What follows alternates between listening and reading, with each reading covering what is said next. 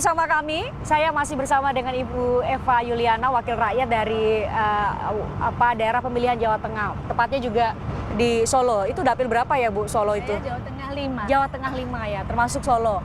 Jawa Tengah 5 itu Solo, Klaten, Sukoharjo, dan Boyolali. Nah, berarti Ya. pas nih kita bicara mengenai kota Solo sendiri.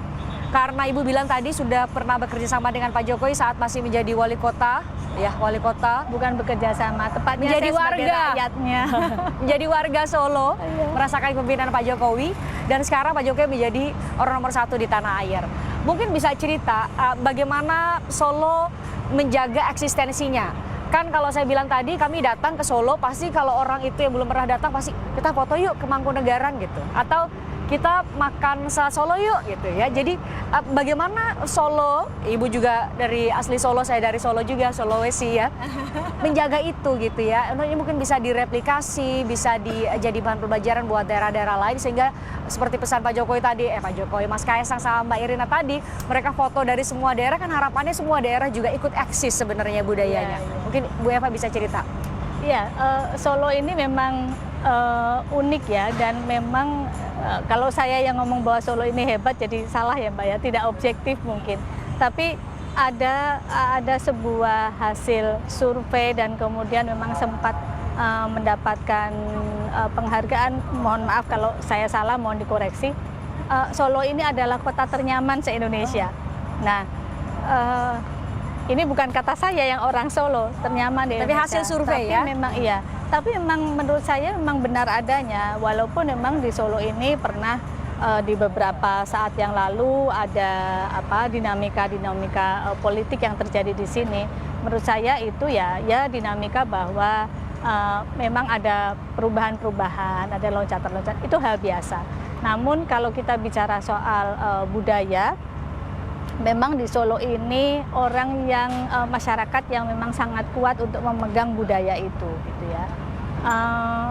Contohnya, salah satu contohnya adalah misalnya ada orang yang mau punya hajat pernikahan.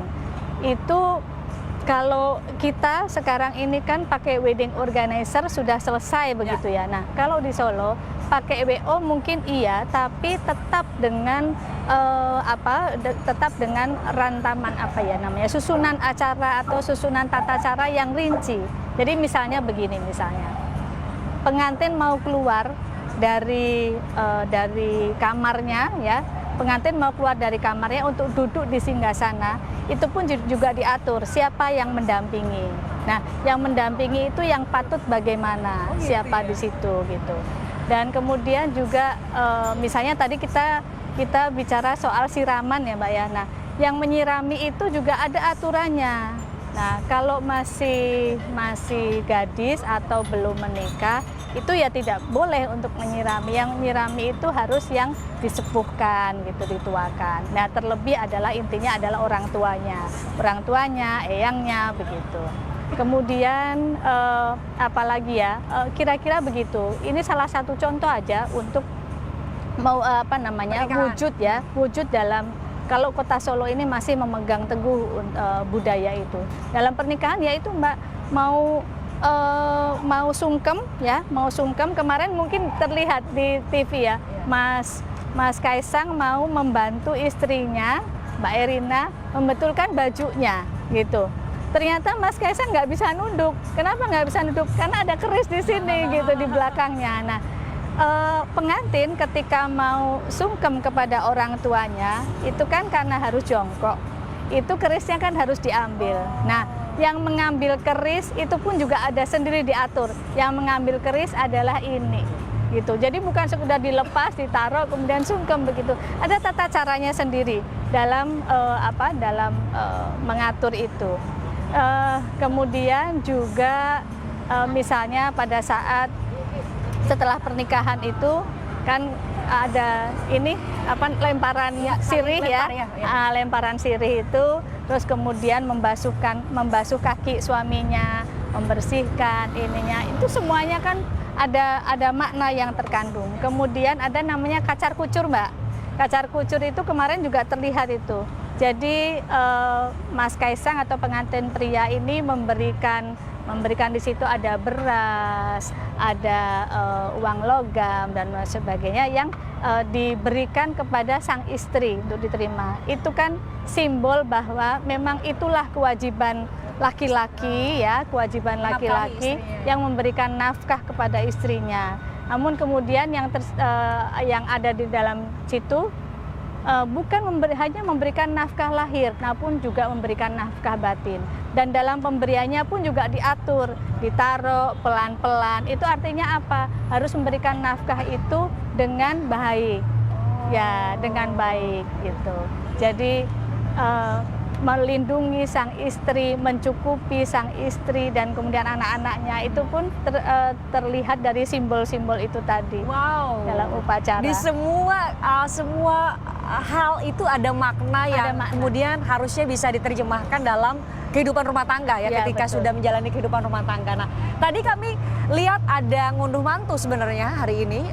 Mungkin bisa cerita bagi kami kan ngunduh mantu, apakah maknanya hanya menerima menantu baru di rumah sekarang di Solo karena menantunya dari Yogyakarta, atau seperti apa maknanya? Nah, inilah bedanya kalau orang Solo asli dan orang Solo Wesi. Nah, makanya bertanya ke Bu Eva. Iya, jadi saya juga ingin menceritakan kepada semua pemirsa ya, kata ngunduh mantu. Jadi kalau mantu itu sebetulnya sudah terjadi kemarin ketika di Jogja, Mas Kaisang menikahi Mbak Iriana, menikahi Mbak Erina. Aduh, ini namanya mirip juga ya, mirip sih. Iya, ini memang sudah jelas, memang jodoh itu seperti itu.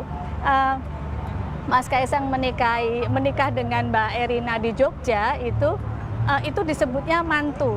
Jadi orang tuanya Mbak Erina ini mantu, keluarga Mbak Erina mantu.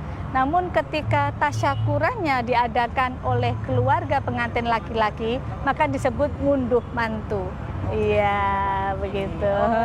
Oke. Ngunduh itu berarti kalau bahasa Indonesianya adalah ngunduh, mengambil ya. Iya. Oh, pantesan tadi ada beberapa ritual juga di saat ngunduh mantu itu ya. Iya. Beberapa ritual tadi kami sempat lihat sebelum ada acara kirap. Kirap sendiri itu bermakna apa, Bu Eva? Kenapa harus memilih kereta kencana, dan kami lihat ada 6 kuda dan semuanya betina. Bagi kami secara awam ini estetik sekali buat semua. Jadi tadi semua itu pada buka Instagram, mungkin media sosial masing-masing dan mengabadikan, tapi tentu ada makna lebih dalam soal itu. Kalau sebetulnya kalau persoalan kereta kencana dan kirap itu sebetulnya ini ekspresi bersyukur dari masing-masing pengunduh mantu. Jadi karena memang fasilitas untuk kereta kencana itu ada, dan ini menurut saya juga wujud dari bersyukurnya kami semua masyarakat Solo. Kenapa tidak kemudian dikirapkan? Soalnya dikirapkan itu sendiri menurut saya Pak Presiden dan keluarga ini juga ingin memberikan jawaban kepada masyarakat Solo, bahwa masyarakat Solo pengen dong lihat pengantinnya seperti apa begitu. Ditunjukkan. Makanya kemudian ada kirap. Nah, kalau nggak dikirap, orang juga tidak semua bisa melihat atau ketemu dengan Mas Kaisang dan Mbak Erina kan, sang pengantin. Tapi kalau dikirap, semuanya bisa kemudian melihat, semuanya bisa dada-dada, kira-kira begitu kan, semuanya bisa mengucapkan salam, dan bahkan yang saya harapkan pribadi adalah dengan melihat langsung, doa pun juga akan terucap, akan terucap. Betul itu gitu. Nah, kalau tadi kuda betina ya. Menurut saya ini tidak ada secara khusus dari budaya, tapi menurut saya ini ada baiknya kuda betina. Kalau itu kudanya jantan, maka kuda itu akan lari-lari, lari-lari mengejar sang betina. Iya, makanya kudanya betina. Oke, saya harus usai jeda mungkin Bu Eva bisa menyampaikan pesan-pesan buat kami semua. Konteksnya adalah untuk jaga budaya, untuk kami anak muda, karena Mas Kaisang juga jadi salah satu figur yang tentu berpengaruh sekali kepada anak muda. Tapi kita harus jeda, usai jeda kami akan kembali untuk Anda.